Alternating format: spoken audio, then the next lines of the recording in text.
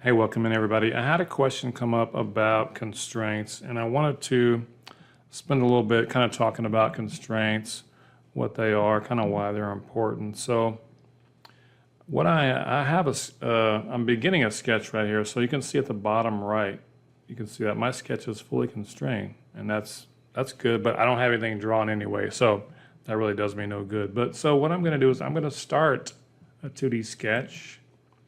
And let's say that I just want to draw, what do I want to do? I want to draw on this XY plane. So I'm going to draw a rectangle, just a 2-point rectangle, just kind of random over here. So I'm just going to click the endpoints of that rectangle.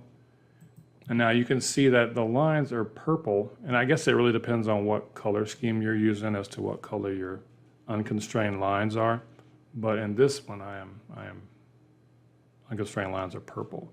So what I want to do is I want to add dimensions to this to where my sketch is fully constrained. So I would just go in, I would dimension this line here. Let's say I want that to be 0.5. And you can see down here at the bottom, now it says, it's telling me that I need 3 more dimensions in order to make this sketch fully constrained. So I know what this dimension is. I don't know the height of this box, so I'm going to add a height for this box. Maybe I don't want it to be a square, so maybe I want this to be like 0.8. And now you can see that I still need 2 more dimensions are needed to make this sketch fully constrained. So what I usually try to do is I try to constrain a sketch to the origin. So to do that, I'm just going to dimension from my center dot here to this horizontal line.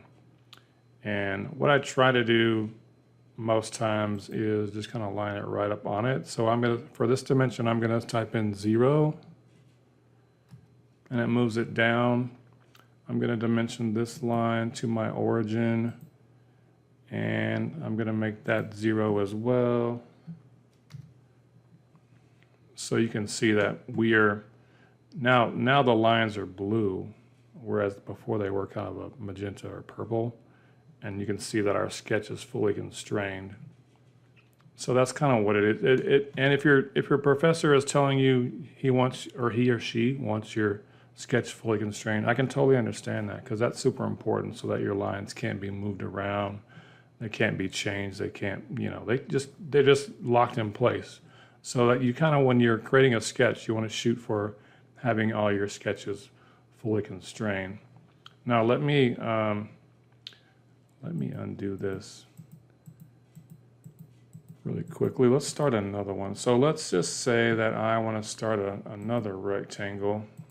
So usually if I know I'm doing a rectangle, I'm going to start immediately on. I'm going to start with drawing my sketch with some point locked to the origin. So I would start my rectangle, let's say, on the origin already, and then drag it up and over. And so then I would go in, you can add your dimensions to it. So now you can see I only need 2 more dimensions to fully constrain this, and I haven't even added dimensions yet. So let's say I want to make this, 1. I want to make this 3. And so we're fully constrained there. I can't move anything. If I click on a line and try to move it around, it's not going to move on me, right? And sometimes you might get into a situation where you're not sure what else needs to be constrained. So let me just draw some crazy godly goo here. And you can see I need 13 dimensions needed to constrain this sketch. So obviously I would want to go in and kind of dimension these lines. Let me trim this out here just to get fancy. So if you get into a pinch, right, and you're not sure, I don't know what I need to do. I don't know what dimensions I need to fully constrain this sketch. I'm at a loss. So I would say the last ditch effort, if you go under where you see the constrain panel here, and you see this dimension with a lightning bolt above it, that will automatically add whatever dimensions are needed to constrain your sketch. And the reason I say as a last ditch effort, because you're going to have you could have dimensions going all over the place. It's going to be like, what? Let me show you an example. So if right now I need I need 14 dimensions right now to fully constrain this sketch. But if I click this little button here with the lightning bolt above it, and it says you need 14 more dimensions required, I'm gonna hit apply.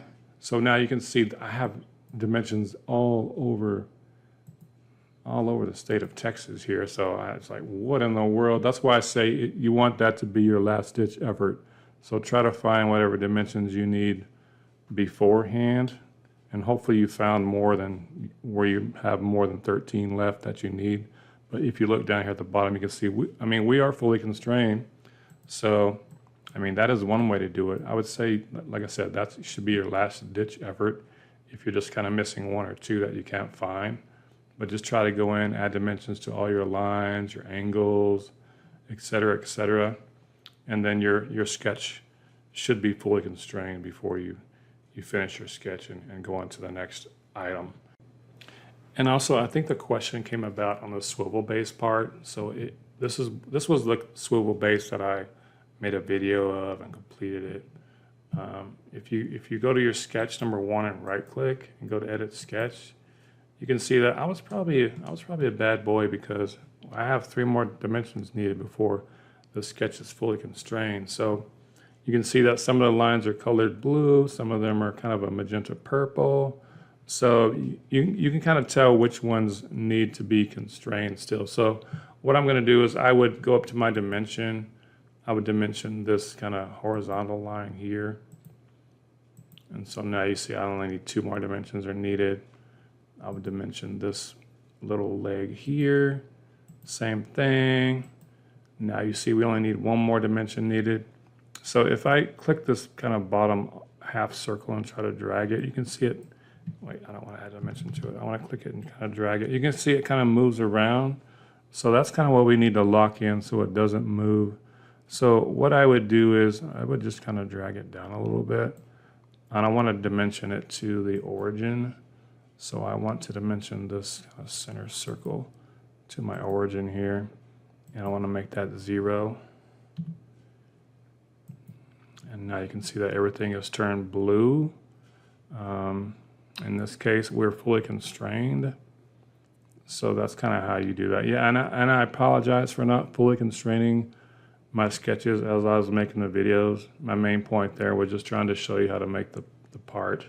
So in the future, I will go back, or not go back, I will start from now on to try my very best to fully constrain all my sketches.